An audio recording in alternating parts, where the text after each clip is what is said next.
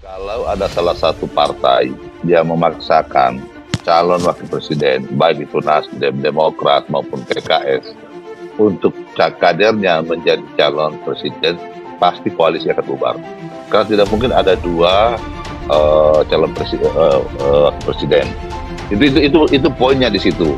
Kapan dan di mana nih informasi kalau kami ngotot mengajukan calon presiden atau bahkan calon wakil presiden ya Mas AHY? Karena sampai dengan saat ini kami masih terus komunikasi dengan teman-teman Nasdem, teman-teman PKS ya terkait dengan koalisi perubahan. Kita pendetailkan semua hal ya. Saya sampaikan kami masih fokus bagaimana menyusun formula kemenangan. Karena bagaimanapun kebersamaan ini adalah kebersamaan tiga partai. Ya. Kalau kita melihat sekarang dari koalisi perubahan ini memang unik sebetulnya, sangat unik kalau kita lihat. Kenapa? Satu, dari ketiga partai ini pasti nggak pernah klop. Giliran Nasdem dan Demokrat yang klop, PKS nggak mau. Giliran PKS dan Nasdem yang sudah klop, Demokratnya nggak mau. Jadi unik sebetulnya, dan memang kelihatan bahwa koalisi ini sebetulnya memang dipaksakan sekali. Karena apa ya? Karena memang sudah nggak ada lagi. Ya, semakin hari melihat perkembangan politik di dalam negeri ini semakin seru kalau menurut saya.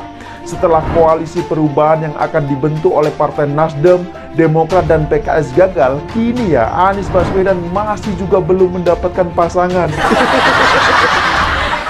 Bahkan kemarin Anies Baswedan ini baru saja menghadap Surya Paloh untuk melaporkan hasil dari safari politik ke berbagai daerah. Nah, kalau sudah begini, maka akan semakin kelihatan mana yang bohir dan mana yang jongos partai.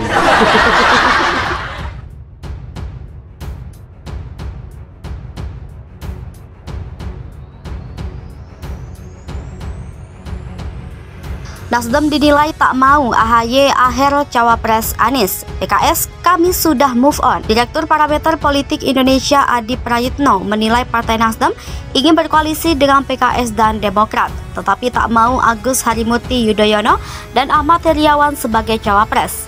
Anies, PKS merespon bahwa ketiga partai sudah move on. Pelit menjelaskan sosok cawapres yang diinginkan oleh PKS untuk mendampingi Anies Baswedan. Menurutnya, PKS akan mendukung sosok yang mendongkrak kemenangan. Koalisi perubahan, kata Khalid, saat ini terus bergerak maju. Ketiga partai tambahnya mengedepankan rasa saling percaya dan menghormati. Lalu kapan koalisi perubahan akan mengumumkan bakal cawapres pendamping Anies? Khalid menyebut hal itu tergantung Anies Baswedan. Analisis Direktur PPI Adi Prayitno menilai Partai Nasdem hanya ingin menggandeng Partai Demokrat dan PKS untuk membangun koalisi di Pilpres 2024. Namun di sisi lain, Nasdem dinilai tak ingin Agus Harimurti Yudhoyono atau Ahmad Heriawan menjadi bakal cawapres mendamping Anies Baswedan. Menurut Adi, sepatutnya Partai Demokrat tersinggung dengan sikap Nasdem selama ini, sebab AHY yang menjabat Ketua Partai Demokrat tak dilirik Anies dan Nasdem. Sementara itu, Ketua DPP Nasdem Effendi Hoiri mengatakan Nasdem bersama Partai Demokrat dan PKS sepakat berkoalisi, sehingga soal silang pendapat isu cawapres Anies dinilai tak tepat.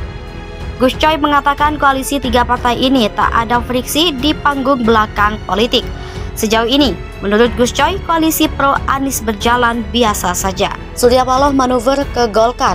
Pengamat sulit bayangkan Nasdem terus usung Anies. Pengamat politik dari UIN Syarif Hidayatullah, Jakarta, Adi Prayitno mengatakan, sulit untuk membayangkan Partai Nasdem akan terus mengusung Anies Baswedan sebagai calon presiden hingga Pilpres 2024. Hal tersebut berkaitan dengan manuver yang dilakukan Ketua Umum Partai Nasdem Surya Paloh ke kantor Partai Golkar. Bahkan Surya Paloh juga berkunjung ke Istana Negara untuk bertemu dengan Presiden Joko Widodo.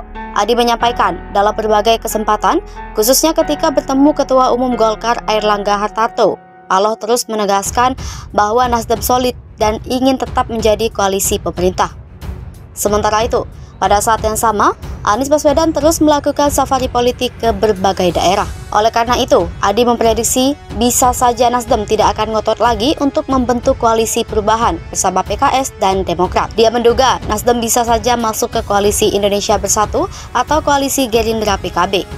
Sebelumnya, Ketua Umum Partai Nasdem Surya Paloh menyampaikan alasannya lebih memilih bertemu Partai Golkar ketimbang bakal mitra koalisinya, Partai Keadilan Sejahtera dan Partai Demokrat. Menurut dia, pertemuan dengan Golkar menjadi prioritas utama Partai Nasdem saat ini. Ia mengaku telah bergabung dengan Partai Golkar sejak berusia 16 tahun.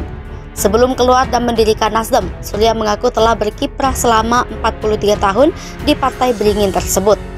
Surya menyampaikan ia tak menemui elit PKS dan Demokrat karena masih melakukan penjajakan kesepakatan koalisi. Surya lantas mengatakan pihaknya membuka kemungkinan untuk bergabung dengan Koalisi Indonesia Bersatu yang dihuni Golkar, Partai Amanat Nasional, dan Partai Persatuan Pembangunan. Faktor historis jadi alasan Nasdem lebih nyaman dengan Golkar ketimbang Demokrat PKS. Ketum Nasdem Surya Paloh bertemu Ketum Golkar Airlangga Hartarto di markas Golkar Rabu 1 Februari. Paloh mengakui Golkar sebagai parpol prioritas dalam menjalin komunikasi politik, bahkan dibandingkan Demokrat dan PKS dalam koalisi perubahan. Peneliti BRIN Wasisto Raharjo Jati menilai wajar jika Nasdem merasa lebih nyaman dan memprioritaskan Golkar. Terlebih, Surya Paloh bukan orang baru bagi Golkar. Wasisto menilai bisa saja nanti pada akhirnya antara Nasdem dan Golkar berada dalam satu koalisi di pemilu 2024. Menurut dia, memilih cawapres Anies Baswedan bukan hal yang mudah untuk koalisi perubahan. Wasis menambahkan Nasdem lebih terlihat memiliki kedekatan secara histori dengan Golkar ketimbang dengan Demokrat dan PKS. Sehingga, kata dia, semua kemungkinan bisa terjadi jelang pendaftaran capres-cawapres, termasuk berubahnya haluan partai-partai. Diberitakan sebelumnya, Surya Paloh mengatakan pertemuan dengan Airlangga adalah hal yang lebih prioritas ketimbang bertemu partai-partai di koalisi perubahan. Pertemuan ini juga menjadi kunjungan pertama kalinya Surya Paloh ke kantor partai lain. Setelah sebelumnya pertemuan politik Surya Paloh dilakukan di Nasdem Tower.